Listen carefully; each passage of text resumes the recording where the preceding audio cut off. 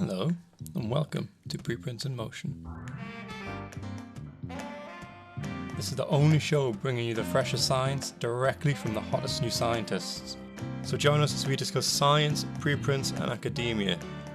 So hit that subscribe button and join us every first and third Wednesday for a brand new episode, or find us on Twitter at MotionPod or online at preprintinmotion.com. But for now, let's get into the show. This week we're joined by 3 different guests. So join us as we talk about Wikipedia, citations, and the COVID-19 pandemic. So thank you for having us. Thank you for agreeing to be on. It looks just as sunny where you are as it is here for once. Yes. Global warming will do that. So thank you so much for joining us. And this is a really, really cool preprint because it's spot on the kind of stuff I was looking at earlier this year and sort of towards the end of last year. And I just wish I'd come across it earlier before we submit our paper. So I guess to start, because there's 3 guests and I'm only barely getting to grips with handling 1 guest, why don't you each introduce yourselves and give us sort of a little bit of background as to who you are, what you do? Sure. So I'll start. I'm Omer Ben Jacob, and I'm kind of on the border between an academic and a journalist. And I've dedicated kind of the last 5-6 years of my life to researching Wikipedia and writing about Wikipedia. And the reason is that I think that, kind of the role of facts or the social process in which facts are made is actually a very, very important process, and one that is historically been very ubiquitous, or historically been a process that's very hard to kind of see. So my academic training is in the history of science and philosophy of science. And I think Wikipedia allows us kind of a new level of access to the social process of fact-making. And I'm very intrigued by that, both as a journalist and a researcher. And my kind of connection to this project began with Rona a few years ago, with Dr. Rona Aviram, who will shortly introduce herself. And we've actually spent some time doing a whole bunch of kind of Wikipedia-related research about the way just Wikipedia and science interact, based on this assumption that, people aren't actually reading academic research, but they certainly are reading Wikipedia. So that's kind of just very generally who I am and what I do. And I work for Haaretz, which is Israel's kind of left-leaning newspaper. And I actually do write about Wikipedia as almost like a fake news correspondent, like a disinformation correspondent. I think I'll go next, and we can have this sort of gradient from philosophy extreme to science extreme. So I will serve as intermediate. My academic training is in biology, life science. I've recently finished my PhD in the Weizmann Institute of Science. And my informal training is in arts and cinema and philosophy, mostly via Omer. So we grew up together and we studied cinema in school. And from there, I had kind of shift, you can say, into biology and life science, which is what I've been doing for the last decade. And during this time, I have tried to play along this interface between science and the arts. And I think from this is my ongoing collaboration with Omer and also other philosophy projects, but also very much interested in hardcore science and biology. And with that, in the lab is how I met Dr. Jonathan Sobel. And I think he will introduce himself from here. Okay, so I originally come from Switzerland, Lausanne. I did my training at EPFL, so it's a kind of the biggest technological institute in Switzerland. I was formerly trained in computational biology. I was mainly interested in genomics and data mining, basically. And a few years back, I came to Israel and I joined Rona's lab, so the lab of Gad Asher in chronobiology. And that's how I met Rona, and she introduced me to Omer. And before that, aside to my academic training during my PhD, I was part of a biohacker space. And I was the computer wizard of that space. And I was thanks to this association, I really worked a lot around community work, around science popularization, open access, and really the preprint was, I think, to me, the best way of communicating science. And I always kind of try to convince all my PIs that we should preprint like as soon as possible, because it's nice to first show what we are doing, and secondly interact with the community to get maybe feedbacks or find new collaboration to go forward. I'm right there with you on that one. I tell everyone to preprint constantly. What I want to say is that I think it's interesting because like we all come from such different kind of backgrounds and have such different skill sets. Like I'm really like it really took me time to kind of even understand what quantitative research was, because I'm so deep in the qualitative world. And I think what the common denominator between all of us is this kind of idea that there is a lot of value in academic work, but there is a structural issue. And I think like if you look at Jonathan's work, kind of what he was doing in Lausanne, like his interest in open access is, in a sense, it's very kind of classic science. Like he was interested from scientific motivations, but it's very similar in a sense to my interest in Wikipedia, in that we're trying to find kind of these points of interaction where people actually touch science. And what's interesting is how these kind of academic practices, actually manifest in the world, because Wikipedia is in a sense a form of open access peer review, not for, not necessarily for preprints or not necessarily for cutting edge research, but for how we phrase certain things or what we consider common knowledge. So in that sense, I do see a very kind of clear cut through line through all of our kind of careers and arcs. No, it's a nice coincidence. So we don't really know your background until we do the background reading on you all. But yeah, so the biology interests seem to overlap what I'm heading towards in the lab. So my research at the moment is unfortunately heading very much in towards a circadian rhythm aspect, which I'm sick of working nights because we don't have a nice light dark room, so I have to actually do it at the times. But then also, I've coming back to the code work that I did last year. I've stepped out away from the lab and I've tried to do some more of that qualitative stuff and to really get to grips with how we do science, which is I think it's not a question that scientists ask often enough, I would argue. I think we sometimes get a bit squirreled away in the lab and we forget to step back and think about how we're doing the science and how we're communicating the science. So how did you find jumping into that hardcore science? And then I'm going to ask the reverse question. I want to start actually with, I'll let Jonathan talk about this current study, but I want to actually just contextualize something because I think it's really interesting what you said. Our first paper, so the paper me and Rona did that kind of launched this Wikipedia research adventure, was about the field of circadian clocks and circadian rhythms. And our first research was actually a very, very qualitative research, not quantitative one. And it was based on a hypothesis that I had that because Wikipedia updates daily, that if you were to go through all the different versions of an article, you would actually get the contemporary history of a field. And what me and Rona did is actually kind of recreate, or at least kind of map out the way the different versions of the Wikipedia article for circadian clocks and circadian rhythms mirrored the field at different points over time. But it was a completely qualitative work. So we didn't do quantitative analysis of, how many edits and citations.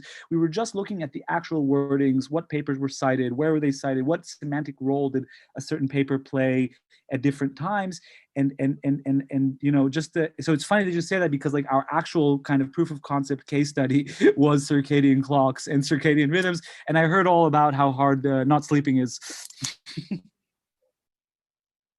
Yeah, not fun. I mean, really interesting, but how did you find jumping into that side of things? Because you've just submitted your MA, so I guess you're jumping quite heavily into hard science there. I got super lucky, like in that sense, like I shouldn't talk that much, like the real scientists here are Rona and Jonathan. I think I have, like, I come from the very kind of social world, and I would say almost like critical theory world. So a lot of kind of the questions of how science works and why science works are interesting for me at a social perspective. And I really did want to do real research into Wikipedia, and kind of the partnership initially between me and Rona, and now this project with Jonathan as well, has been kind of like, how do you take these very interesting social questions and do them at a level that kind of transcends the anecdotal? Because I think journalism and a lot of qualitative work is very anecdotal in its kind of, or tends to be anecdotal. And I've learned initially kind of in our first project, Luana, how do you kind of, set methods and what methods could work. And I have this joke that we work at the small data scale. Like big data, like you have to work purely quantitatively, but small data you can still kind of do like meaning, like you can still retain meaning. So like you can go over 5,000 versions of a Wikipedia article. It'll take a lot of time, but you can do it. You can keep that in your mind. And I think like with this project that we want to talk about now, which is about kind of how COVID and COVID related research was manifest or like was presented on Wikipedia, then Jonathan was really good at kind of like, keeping us at like scales that were both significant quantitatively, but also had retained meaning qualitatively. That's a really good starting off point, because we, after our first COVID paper, we started to do a follow-up to that where we looked at how preprints changed when they were published. And that meant we had to sit and read the abstracts of 200 preprints about 3 times. So we read a lot of preprints and papers. And that was very much trying to keep it sort of quantitative, but also qualitative. Just under review at the moment, so we've got our fingers crossed for that.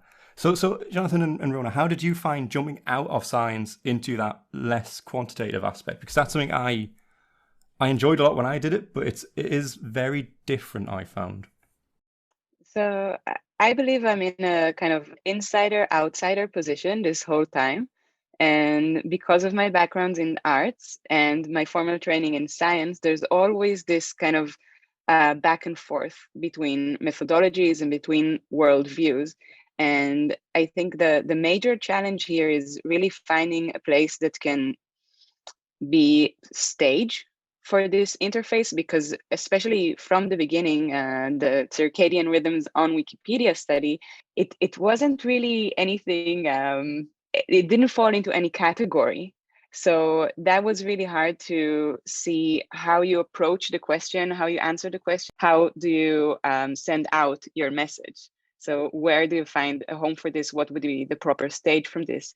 And I think this is, I want to say, like the truly original studies, this is where it comes to form and the challenge of how do you press this forward. But for me personally, bridging both worlds it comes very natural, actually. So for me, things were a bit different. So I come from computational biology. So by default, my domain is overlapping several fields.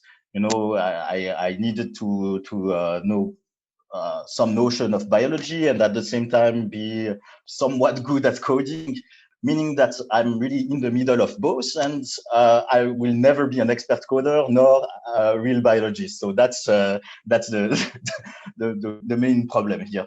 But anyway, I was always interested to this cross-pollination between fields. So I always liked to collaborate with people inside of academia, of course, but as well outside. So in the association that I mentioned earlier on, we had like designers, we had people who were doing social science as well. And when I met Rona and she told me about this project, I was really amazed, and I immediately jumped on it. It was really kind of a natural topics for me to study.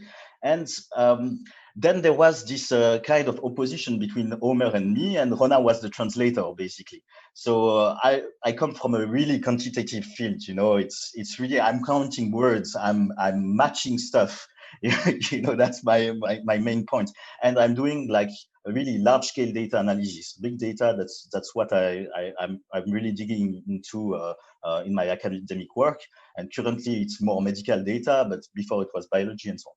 And so the text mining part from a technical perspective was really interesting to me, and I wanted to try a different approach to analyze Wikipedia. And so the fact is that with the discussion with Omer and Rona, we could really try to find a middle way. The only quantitative part, you can learn stuff, but at some point it becomes boring. If you're only qualitative, you have a very nice story, but it's not backed up by anything. And here we combine the two approaches to have like claims that are somewhat backed up by the data in a large scale. I wanted to add just one more small thing, because I think that's a really, really smart point that Jonathan made. I think that like also the kind of methodological tensions, or even almost kind of the tension between our perspective, is something that I think a lot of times kind of scientists would prefer to cancel out. Like there's something very fun and simple to just be dedicated to one method and know you're solid. And I think it's very, very important to kind of, understand that these tensions are natural and they're good, and they come from kind of different aspects of, on the one hand, the desire to tell a good story, but also the desire to do something that is, recreatable and has some actual scientific merit to it. And there's this metaphor that I love from the history of science or philosophy of science by Richard Rorty, who's kind of the, one of the founders of pragmatic, like neo-pragmatic philosophy. And he has this wonderful metaphor about, scientists try to hold a mirror to nature, but they never ask where they put their foot, like where are they standing when they hold that mirror. And I think that kind of the dialogue between all of us was, in a sense, also about that, like where are we standing, like what are we actually trying to do, because we're not just like, there's no point in just like replicating all the data of Wikipedia has tons of data, you could represent it as pure data. That's almost not interesting. What are we interested in? What people are reading, why they're reading it, what sources are being cited, and why. And I think in that sense, the tension is part of that kind of almost fundamental question or desire of science to both hold a mirror to nature, but also be conscious of the fact that you're standing on Earth while you're holding that mirror.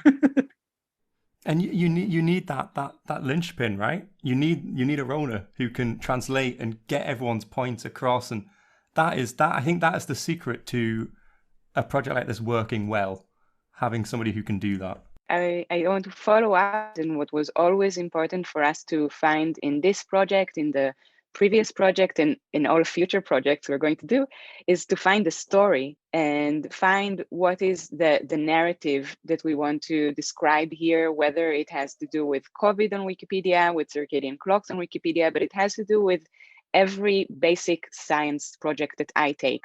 What is the story here? And I think this is something that I always try to integrate from, let's say, the film school that Omer and I went to as kids, even growing up. How do you find a story here? And I think it's sometimes it could be like embarrassing for old school scientists to talk in terms of stories and protagonists.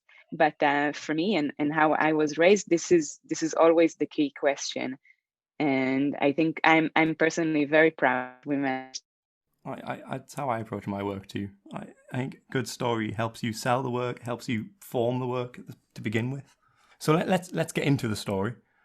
So one of the things you found was that less than 1% of all of the academic papers on COVID actually made it onto Wikipedia, which I thought was a very low number. How does that relate to the rest of Wikipedia? So basically, for this analysis, you have to remember that this was at the end of the first wave. Probably things have changed a lot in the past months. So I don't know where we are today, and I should probably redo an analysis to understand. But so at that point, basically the method was very simple. We just took all the EuroPMC paper that we could find with a list of keywords related to COVID-19. We found about 30,000 paper, and then we compared to the number of those papers who were cited within Wikipedia. So it's not coronavirus related.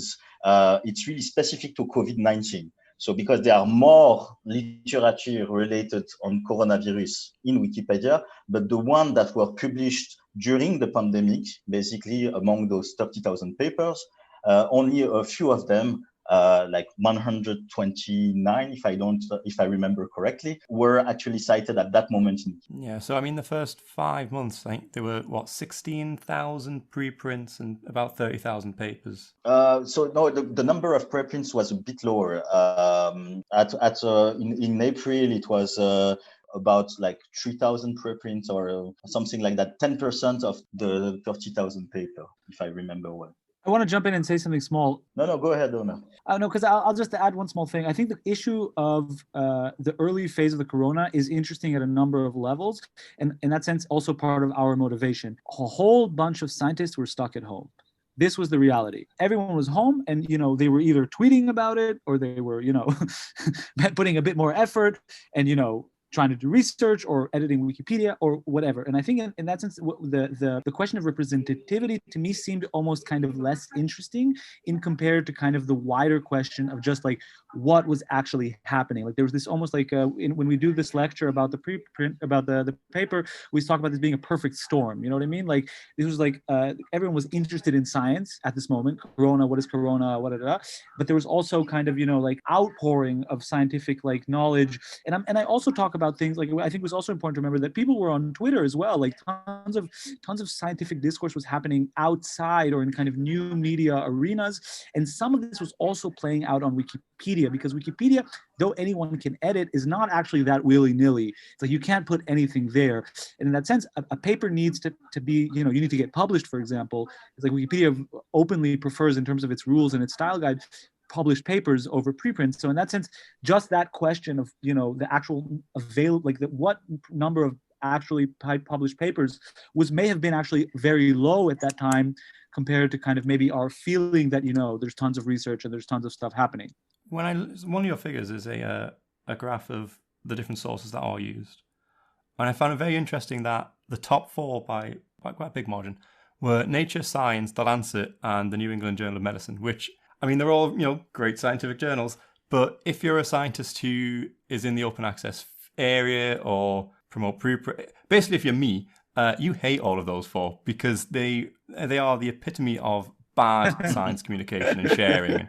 I mean, Science recently went and charged, $9,500 per paper now, right? It's obscene. Yeah. So why is it, do you think, that those 4 came up? Because obviously they have this reputation outwardly of being amazing, right? So is it that? No, it's actually, I think it's actually technical. In that sense, I think it's a very good way to understand Wikipedia, because Wikipedia, everyone thinks it's willy-nilly.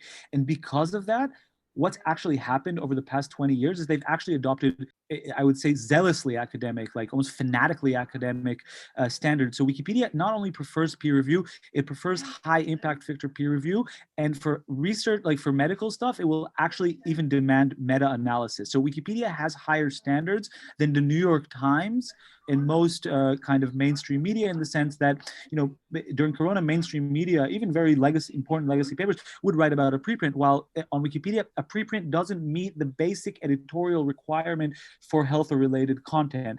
And I think that's a very important kind of also sociological point to understand about Wikipedia, is that Wikipedia may have been a historically revolutionary and disruptive force, but it does actually recreate a lot of the previous biases. And I think because everyone is so scared that it would be willy-nilly, they just prefer these very old school, heavy legacy kind of journals. And I will also add that though they are in a sense the bad guy, you could argue that though Wikipedia has this very almost vulgar bias towards these heavy institutions, it does actually help make them accessible, because Wikipedia is open. So people are reading about the stuff being published in the Lancet when that's a source. And the explanation is actually super technical. There's actually a style guide for all COVID and health related stuff that the community put together. And that style guide comes with a list of recommended sources. And within those sources are exactly the sources that we saw.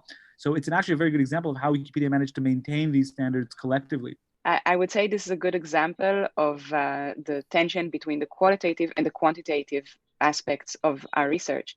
And here, even though we saw all these, we know the sources of these studies, but we don't know the impact of these specific papers that were cited.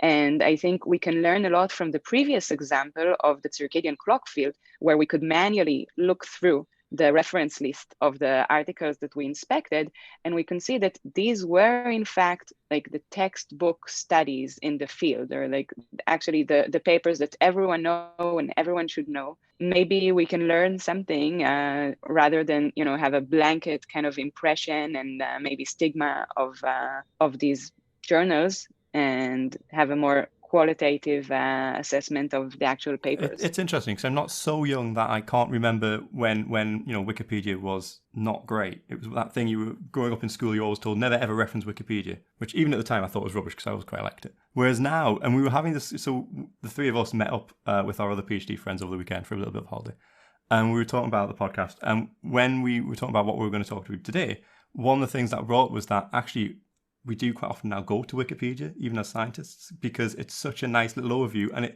it does, as you said, it captures those papers that we might not actually be able to get access to, even as scientists. So yeah, Wikipedia's totally turned it around. And that explains quite nicely why, actually, if they've got such strict editorial guidelines, which I knew nothing about. The only thing I know about Wikipedia editing is that there's always a war going on between people trying to edit the same things. Actually, there's a question. Did you find much? Did you see that much?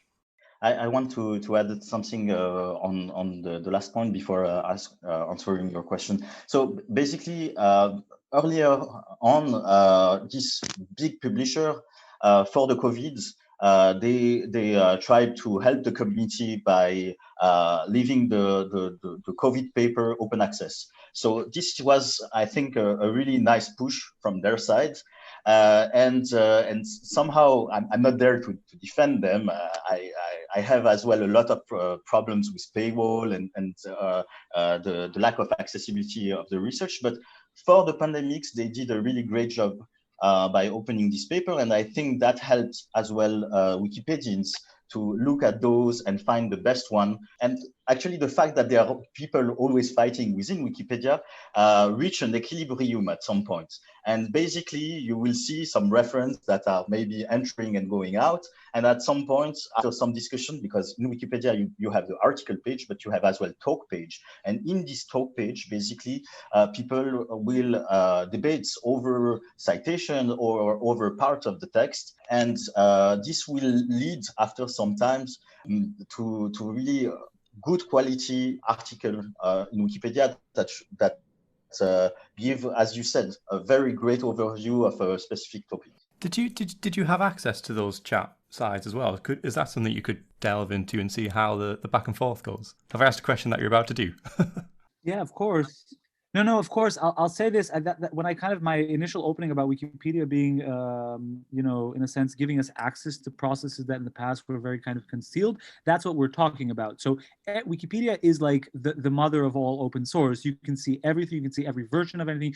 Every article has a talk page that you can go into and see the different discussions, and at that level, like it's almost, you're almost drowning in data. Like it's almost, in a sense, it borders on too much data, and it's almost a struggle to kind of stay focused on the content. And I think your question about the edit warring is interesting because you can actually see how on health related subject, it's not true about, like, for example, Israel and Palestine, or but on health or science related articles, especially articles that are about kind of topics in the news now, for example, like corona disinformation, this kind of stuff, then you do have these community mechanisms that kick in that prevent a lot of these kind of vandalisms of the Wikipedia process. So for example, we didn't see a lot of edit warring. Like I looked into some of this, there wasn't a lot of that, and part of the reason is that once something is a health related issue, it's locked to public editing, and only a kind of group of only a registered Wikipedia user can do that. So it's still very open. You just need to be a registered user,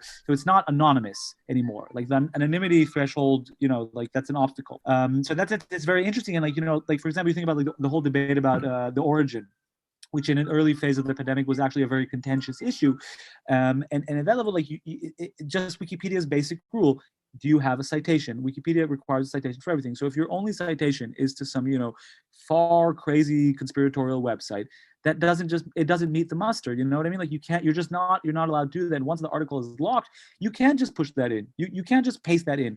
The community or the group of editors involved in the article have to be like, okay, this source seems a bit flimsy. And then in that sense, like it was just just locking articles and requiring footnotes really helped Wikipedia just completely fight off information. I've written about this also for Wired in the UK and for a number of newspapers, but it's if you think about like the wider debate about social media and how hard it is to fight disinformation, these two single criteria were really a game changer. Like the fact that not anyone could edit, but only people that have some standing in the community and thus have something to lose. And two, every claim needs a citation. And just those two things did so much, not to mention the fact that citations required are actually high quality ones. So that's just kind of my social explanation on that.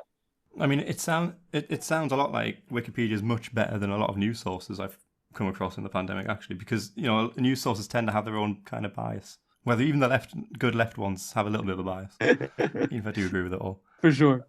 So, can Twitter and Facebook are really good examples where these are platforms that during the pandemic and American politics have gotten a lot of things wrong and didn't learn about it until probably too late, really. They're only just now starting to actually kind of take ownership that they have this responsibility. So is there anything there that they could learn from? Should they be looking at Wikipedia and saying, we can steal these ideas? I want Jonathan to talk about the latency in this context, because I think the latency that we looked into could be help to explain that, because I think the latency shows how Wikipedia stays accurate, but is not the quickest in the world like news media. So Jonathan, maybe you can talk about kind of how we did that research and why that kind of maybe helps answer the question. Yes. So Wikipedia is not a newspaper. That's a very important point. And by the way, there is an essay with this title that you should look at. So the time of Wikipedia is different from the news media. And what we wanted to understand using the latency metric, which I will define by the following. So the latency is the time between the publication of the paper and when it was entered into Wikipedia. So this time interval tells you how quick a reference enters into Wikipedia. And so we did the analysis of the latency for the whole Wikipedia, and based on the dump of May 2020, and we did the analysis specifically for our COVID group of articles, basically. And what we found is that the latency was larger for COVID-19 articles. Actually, it was articles that were cited within our COVID-19 corpus. And those papers, we find a huge peak of paper that were from 2003. And 2003 correspond to the first coronavirus outbreak. And actually, so a lot of those papers were cited from this outbreak as a reference. And the fact that there is this scientific infrastructure that is kind of old and has been built in the past 20 years within Wikipedia helped to really filter out wrong research or really strange claims that were made in preprints or in the literature or in news media as well. And I think this point was very important. So this latency metric was really a way to understand how the knowledge around the COVID-19 was structuring itself. So just to highlight this point that the latency, because it is built regarding to when a paper was published, it does not apply to preprints. So it's only published papers. And also think of another issue that we saw regarding the sourcing, that it was, I would say, in general, mostly kind of segregated. So the articles in Wikipedia about scientific topics were, not surprisingly, more scientific in the sourcing that they have. And I think this is also something that separates Wikipedia from any other platform, is that you have this kind of, how would you call it, like different categories of different spaces that you can go to depending on what you look for. So you can go and read about certain molecules or drugs, but you could also read about, the origin theories of where the virus came from, which would be obviously more based on news outlets. And I think this goes, and I will pass this now to Omer, which is a subject that I know he really likes, is how Wikipedia kind of encompasses a lot of different things and many even contradicting aspects of the same thing. Yeah, so I will jump in here and say something that I think is very important about both the time and the quality. So I would almost say that like newspapers are too quick and academia is too slow. And Wikipedia is like placing itself in a sense in the middle. Like it's almost like a regulated feedback mechanism which both strives to stay up to date, but you don't need to be up to date, every second. And the New York Times live blog needs to be updated every second. And if you have a preprint out now, that can kind of, and I work in a newspaper and I'm a professional journalist, like people don't understand like how reactionary journalism is. Like you see something big, you read something big, and you have to respond, you have to get it up, you have to write it up. And I've known that like, the New York Times and these kind of outlets have kind of, kind of backtracked off some publications they made earlier on in the corona. And also in the sense of academia, like a lot of preprints, don't make it through to publication, because the publication also takes too long. And I think Wikipedia has a very kind of good sweet spot in the middle there. And now if you look at the comparison between what Lorna was talking about, like the comparison between different types of articles, then it becomes really interesting, because you have scientific articles about topics that are still being researched, so you have almost a lack of knowledge, but you also have knowledges about, like, in articles about social issues. For example, the article Xenophobia in Wake of Coronavirus. You don't need, like, a Nature Lancet study about that, right? But in those articles, you see almost the exact same bias. Like on that article, the same way the molecular, like, or the academic topic would prefer Nature or Lancet, on those topics, they prefer news, high quality news media, BBC, Reuters, New York Times, like, and so on and so forth. And I think Wikipedia was very good at balancing those things out. So when there was no research, they went to the WHO, to the World Health Organization. When there was no research, they used government, statistics, for example. And they kind of managed that. But I think that the time aspect for me is very important. Like, they want to be accurate and relevant. And then I think it's the good balance is what I wanted to say more than anything. Yeah, I was very happy to see no Fox News in the list that you have in the preprint. Yeah. No Daily Mail either. We just pretend the Daily Mail doesn't exist. It's awful. By the way, Wikipedia does too. They banned it as a source, or blacklisted it as a source, like 4 years ago. Seriously, also with Breitbart, they're blacklisted. You can only use them for article. Daily Mail can only be used as a source on Wikipedia for articles pertaining to the Daily Mail. Good. I wish we could do that on the newsstand. So one of the other things you found was that, and this tracks really well with something that we found. So a lot of the papers that are used tend to have quite high altmetric scores. So that's their sort of score for being shared across Twitter and things like that. Now, we looked at this in sort of the first 10 months of the pandemic. So that's January to October. And what we found was the preprints that had high altmetric scores were not necessarily correlating to those that were being cited a lot. Which I think, again, you mentioned that a lot of that were being cited on Wikipedia were not actually cited by scientists an awful lot.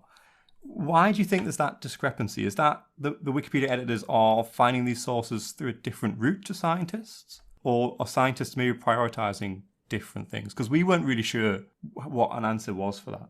So I may have an explanation for that. So, in science, you have school of thought. You have scientists that were in several places and that tend to cite more their friends.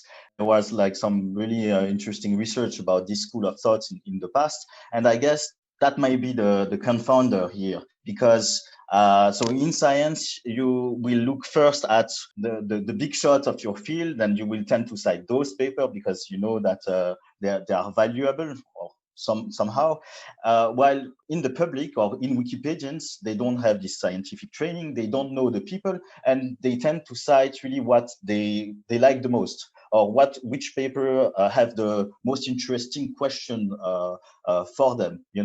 So for instance, like very recently, I published a paper comparing COVID-19 and influenza. There was before me like 2-3 other groups that did that. Our altmetric score is sky rising. A lot of people want to understand that, but for scientists, we had to send it to 5 journals before getting accepted. And so the questions that are interesting to scientists are different, basically, than the questions that are interesting to the general public. That's as simple as that. I really, really agree. And I would just add almost a sociological explanation in addition to that very intelligent sociological explanation, which is that I think Wikipedia editors are agnostic. So part of Wikipedia's logic is to allow laymen or like non-experts to participate in this kind of process of editing. And you do see a lot of people without scientific background enforcing scientific standards on COVID articles. And because they're actually agnostic towards the content, they're not related to any school of thought, they don't have any methodological axe to grind, they just want Wikipedia to stay up to date and stay, to meet its own standards, then I think what they're doing is that they're actually, for them, like finding a legitimate source via, the kind of stuff that makes altmetrics what they are, is a more viable route than perhaps an academic whose perspective on science is completely based on their own discipline and the journals that they're used to reading. And since Wikipedia editors, even lay editors, are perhaps more open to citing, papers that, for a scientist would look a bit, like maybe, I don't know, tougher to cite or, problematic or something like that. So I think that's part of it. I think this discussion is really interesting because it also might be undergoing change in the scientific community, because also as scientists, it is becoming very, very difficult to find sources and to know what's going on, right? Like, where do you learn about new studies? And as more and more scientists, like I recently joined Twitter, so and this is a very new experience for me, and I'm just overwhelmed with all the sharing of new titles and also new findings. Yeah, I mean, that's almost exactly what I was going to say. I use Twitter almost more than any other source for new papers, because if you follow the right people, you get the latest research before anyone else does. And there's often a discussion. People will often post their paper with a little Twitter thread, and you get that, and it's so much better. But does that not mean there maybe is an argument for scientists to move away from these traditional metrics of citations and things and move more towards odd metric scores and what is being received more widely rather than what is just being well received within the scientific community? Which is what I think preprints are really good at doing. They kind of level that field a little bit. No, but I think you're actually it's true what you're saying, because I think that the issue with preprints is that they do actually address a very real social issue that scientists have. And I think what's so interesting about it is, on the one hand, like, you do need this, and you do need, scientific kind of interactions on Twitter, but simultaneously you also don't want to bastardize the entire scientific process, and peer review does have merit and does have kind of value. And I think it's a very tough social question. I don't have an answer to it at any level, but again, just to repeat like Wikipedia, I think, does take a very smart kind of perspective on that, because it does, when there's no choice, it will cite a preprint. There's no other option, but generally it adopts this kind of almost preprint logic without necessarily opting for preprints.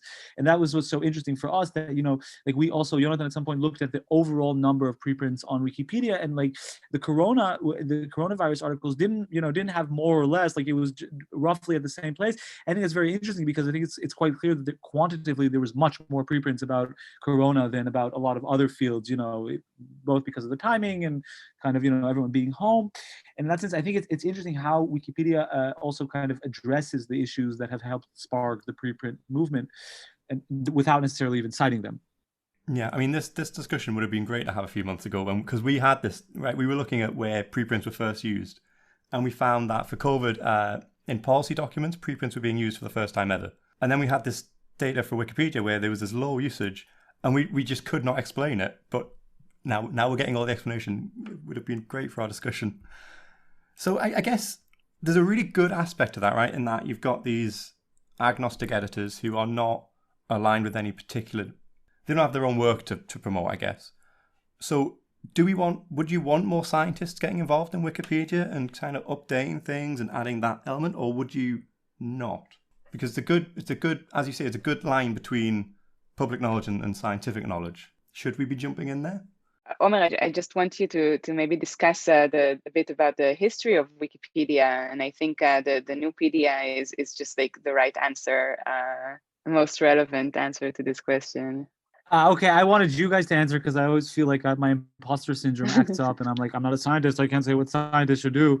But I will say this: I think the history of Wikipedia, much like the history of a lot of the internet, is actually much more academic than people realize. And the early version of Wikipedia, like the first project they did, was called Nupedia. And what it was literally an attempt to translate the peer review process to an online setting. So Nupedia is a project set up in I think it was like 1998 or 1999, was what Jimmy Wales and Larry Sanger wanted to do was to get, one academic to write an article and get other academics to review it. And the same kind of prestige economy that maintains academic publication would maintain this kind of online setting. What they discovered is that if it's not Nature, but some unknown website called Nupedia, no one will bother, not to write, not to review, not to anything.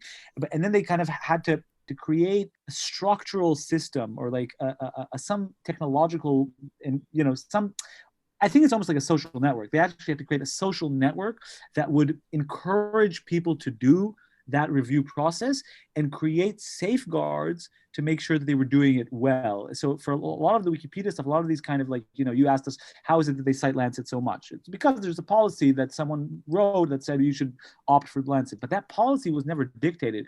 It was done through this community mechanism, and it was done because there was a whole bunch of people who were like, oh, I'm really having fun editing Wikipedia, and I want to be able to help edit articles that I know nothing about. How can we do that? So they said, let's put together a sourcing policy. Like a sourcing policy as a debate, and have the community have a debate about a sourcing policy. Like that is almost exactly what's missing from Facebook, right? Because on Facebook and Twitter, all links look the same. On Wikipedia, though, all links look the same. Not all links are treated the same way. And that's because as a community, they've developed these certain standards. No to Daily Mail, yes to The Guardian. No to Fox News, yes to The Lancet. And I think I think that's kind of the world in which Wikipedia is good at, because it does know how to create those kind of systems. And your question about whether scientists should edit, of course, everyone should edit. I think Wikipedia is great. Like, I do. Like, I think I know it's so stupid to say that, but like, it's great and it's really important. Like, people sit on tons of knowledge, and they don't necessarily have outlets for it. So Wikipedia is a good one. So yeah, I think this last point, Omer, is really important, because not only scientists should edit more, I think everyone should edit more.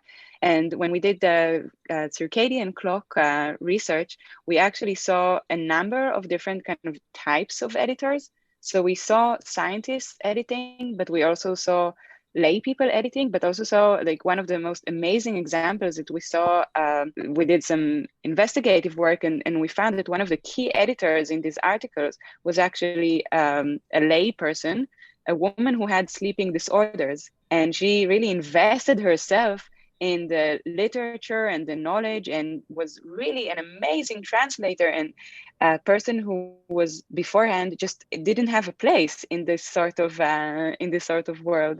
I want to kind of just quickly tell this anecdote because it's actually amazing. So when we looked at the article for Circadian Clock, we discovered that there was an editor who was working literally 24 hours a day. Like, they were editing completely arithmetically. Like, while, if you look at a Wikipedia editor, they tend to have like, a specific day or a specific hour. They do it after work, before work, whatever. But this specific user was just like all over the place. And we did, thanks to like kind of more my journalism background, we actually managed to find this person. And then we discovered it was actually a woman, American woman, who suffered from a sleeping disorder, who had actually relocated to Norway because it was simpler for her to live there with, like, in terms of like the sun cycles, whatever. And she had actually, like, if you looked at her output on Wikipedia, one could argue that she had done more to make the circadian clock field accessible to the public than arguably any scientist. And her motivation for doing this was completely personal. Like, she was a layman, she knew nothing about this, and then she started reading up on it, and she realized there were other people who who may benefit from this. So she opened a blog, and the blog became popular. She said, why don't I just move it to Wikipedia?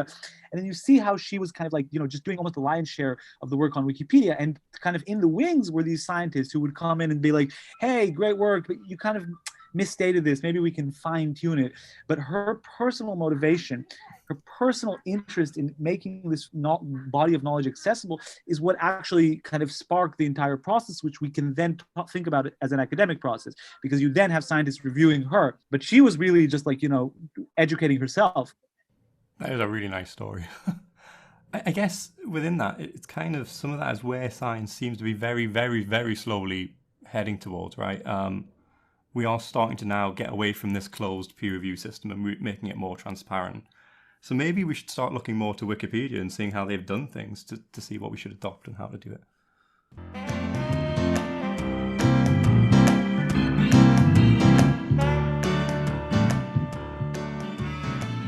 Where do I find out about the different bioarchive licenses? This DC, BY, CD, XY nonsense driving me nuts. ASAP Bio have a resource for that. That's your answer for everything. That's because they have everything you need to know about preprints. Sure, they probably have the basics like info on the preprint servers, but what else is there? There's so much more. Looking to post a preprint but not sure what different journal policies are? They have a collection to help you out with that. There are meetings around preprints and associated services.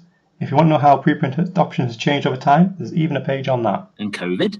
They have a big section on preprints and the pandemic, plus some really cool infographics for communicating preprints. And university policies? Surely they don't have that. They collect uni policies where possible. Okay, they do sound pretty impressive. Is this not a bit of an echo chamber? It can be, but ASAP Bio also engage with people who don't love preprints and have concerns. So we had an excellent discussion on this very topic a couple of months ago. Is there anything ASAP Bio don't do? Honestly, no, they're so nice over there. They were so quick to jump in and support this show. It's your one-stop shop for info on preprints and open science initiatives, so head over to asapbio.org to learn more and subscribe to their newsletter for the latest in preprint news. If you want a deeper dive into the world of preprints, then look out for the next recruitment of ASAP Bio Fellows.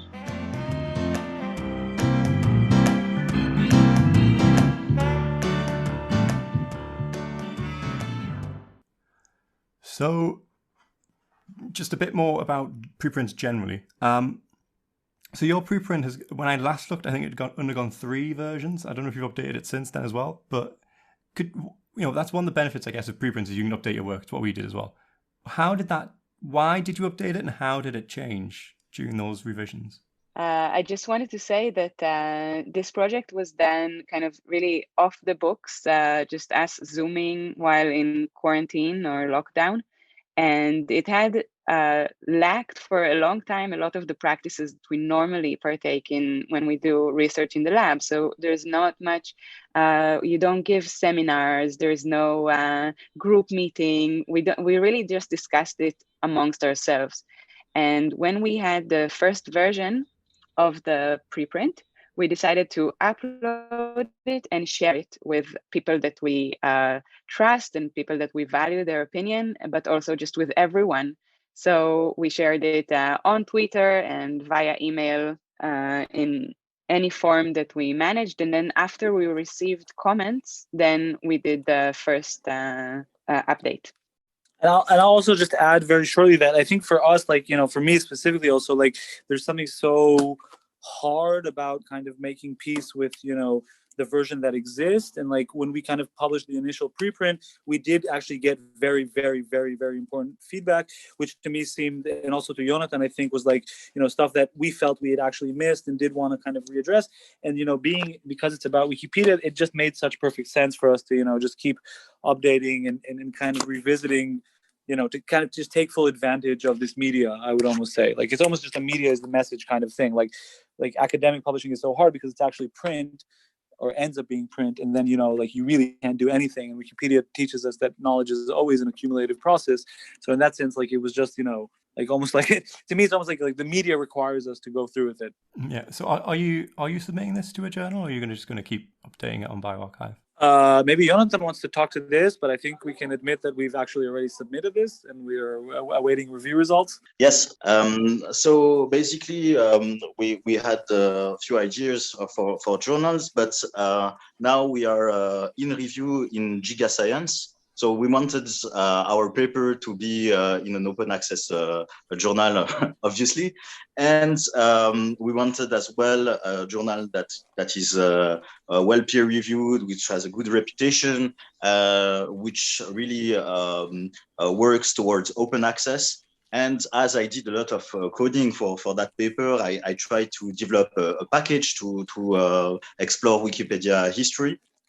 And so I put the code on several repositories, and typically this journal is putting on emphasis on this type of work. We have as well a web application that allows you to browse into our group of articles related to COVID with a nice visualization, the history of Wikipedia articles related to COVID. And this journal really is open to this type of interactive piece and so on. So that's why it was a good choice for us.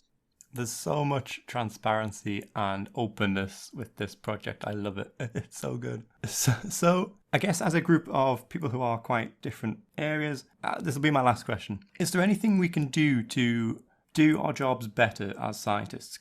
I think the model you've got where you've got qualitative and quantitative and you're mixing these different specialities together is kind of where it's what my ideal of science would be. We'd have a lab where, you've got these different specialties working closely together. But is there anything that you would suggest we do for making science better, for moving it forward? As a scientist, I would say that really sharing raw data that people can reanalyze themselves, maybe find other questions that can be asked on the same data or repeat the analysis in order to improve it, is something fundamental for science. We need to have like good repository where the research is accessible. The FAIR principle, I guess. And so it's a practice for data management, and you need really to make your data available, findable, accessible, open as much as possible. I know for being on the medical field that it's not always possible because there is ethical issue and so on, but we should try to find good ways to anonymize the data and share them anyway on a worldwide level, because aggregating data gives you more statistical power, obviously, and you can really find better model if you have more data, and that may explain something around your data. And maybe I'm good at some analysis. I don't know everything about data mining and so on. So if I share my data, anyone else can apply their favorite method and make something out of it. So one small thing I want to say, I think, again, I want to provide like a small, almost historical context to this, and I'll risk being super pretentious. Like, if you look back at the history of science, a lot of science initially was actually very open. And I think a lot of science in the very, very early phases, I'm talking about like, the first peer review or the first journal was the Philosophical Transactions of the Royal Society. And I think like part of what they wanted to do was exactly what Jonathan just spoke about. Like, part of the idea was actually just the sharing of information more than making novel claims. And I think that over time, and I mean like over the past 150, 200 years, some of that kind of almost initial scientific ethic has been forgotten. Like, we've almost forgotten what's the point of what we're doing. Like, and I think in that sense, the preprints do offer a very good solution to, like, for example, sharing negative results, like sharing things you won't get published. And in that sense, I think it does create the conditions needed for solving some of the kind of wider problems that science is perhaps facing. So that's one thing. And the other thing I do want to say, and I think that's just really, really important, like, I think the collaboration is huge. I think like over dedication to specific disciplines and specific methods can come at a very big cost. Maybe I can jump in. Omer, you were just like leading exactly to what I wanted to say. Obviously, I absolutely agree with what Jonathan and Omer just said. And I think that the last point is what I would want to talk about, which is in a very small measure, what we did here is the collaboration, and maybe we can take this historic view of what science is and what the job of a scientist is. And I take issue with the narrow view and kind of this specification that we all undergo. And I think we should each be experts in our fields, but also this collaboration and bringing together different fields and different worldviews, whether it's perspective from other fields, I think this could really benefit. And this is one of the things that I really enjoy doing. Yeah, I agree. I hate just doing one thing over and over again and being boxed into your sort of specialism. I think it's nice to get out and do. And that's what all the great scientists at the start were all like that, right? They all did a bunch of different things. They didn't just do their one thing. I think we need to get back to that a bit. And like peer review originally started off as this thing where it's just, do we want to take your paper or not? It's not a thing where we get your paper and we decide what we would do instead, and then we go make you do all those things just to make us happy. It's not about how good the paper is as it stands, which is a shame, really. But I think that is a great ending point. They're all really positive little points to end on. I think so. I just wanted to say thank you, just in terms of like the chance to come. And I think this podcast is just such a rare example of like the willingness of scientists like yourself to reflect on kind of the more social side of what we're doing. And I think that's really, really important. So thank you for putting together this podcast, and thank you for letting us be among its first episodes. Thank you so much. Yeah, thanks a lot. It was amazing. I really enjoyed the discussion. Thank you so much. Okay, and that is the show. If you enjoyed listening, then hit that subscribe button for more and leave us a review on whatever platform it is you're listening on. You can reach out to us on Twitter at MotionPod or online at preprintsandmotion.com. Didn't enjoy that? Well, we're all scientists here, so send us your review and let us know what works or what you'd like to hear more of, or less of. But until next time, have a good week.